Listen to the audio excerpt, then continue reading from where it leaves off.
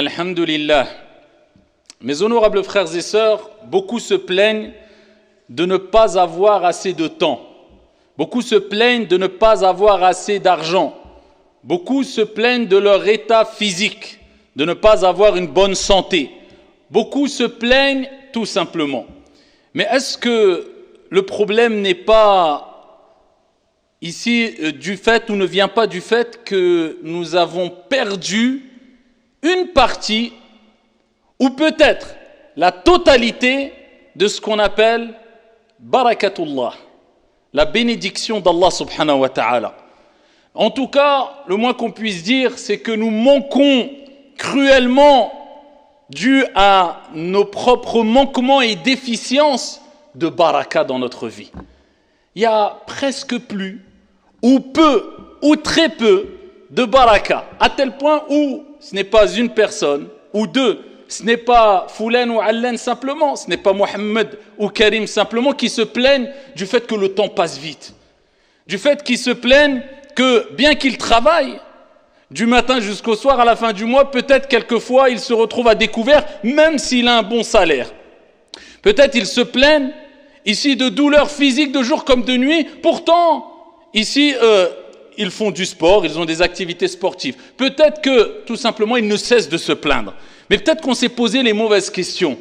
Au lieu de se dire c'est peut-être parce que je fais pas assez de sport, peut-être que c'est parce que je dors pas assez, peut-être c'est parce que je travaille pas assez donc je gagne pas assez, peut-être qu'il fallait se dire peut-être que j'ai un manque de bénédiction, de baraka divine dans mon argent, dans ma santé, dans mon temps, dans ma famille, dans mes enfants, dans la vie de tous les jours, dans ma vie.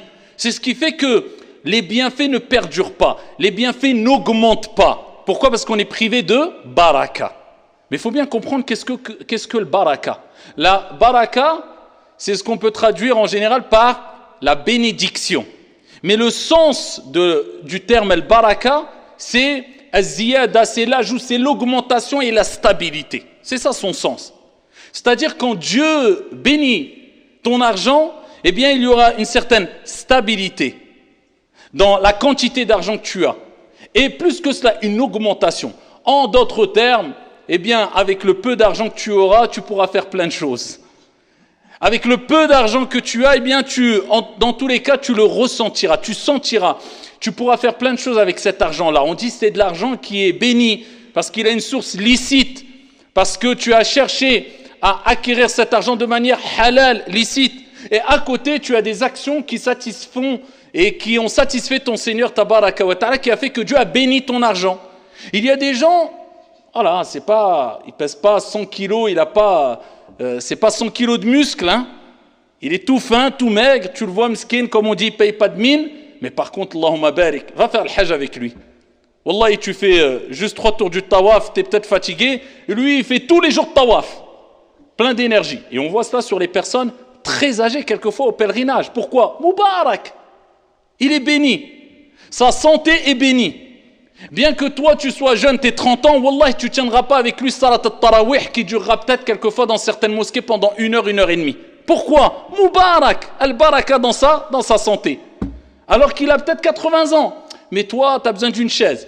Ou alors tu trouves 1001 excuses pour ne pas prier salat al-tarawih parce que tu commences à avoir mal aux jambes. Pourquoi ? Manque de baraka.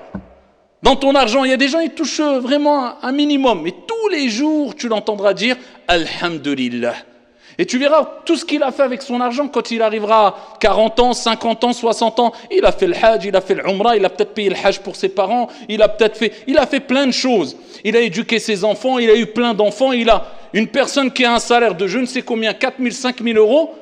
Peut-être qu'il n'aura pas fait le tiers de ce qu'il a fait. Tu n'as pas fait ton pèlerinage, Yahri ? Ouais, mais tu sais, il faut mettre de côté parce que tu touches 4-5 000 euros, mon frère, et tu as voyagé partout, mais tes voyages, qu'est-ce qui te reste de tes voyages qui ne sont pas illicites en soi-même? Mais c'est des voyages simplement pour acquérir un certain repos mondain. C'est bien en soi, mais la priorité, elle était où? Elle n'était pas dans ton pèlerinage. Mais pourquoi tu ne l'as pas fait? Pas de baraka. Donc il va quitter ce monde alors qu'il avait de l'argent pour faire des choses bénies. Parce que le pèlerinage, c'est un endroit béni et tu fais des choses bénies et ici, il a mis en priorité ad-dunya. Donc comment avoir cette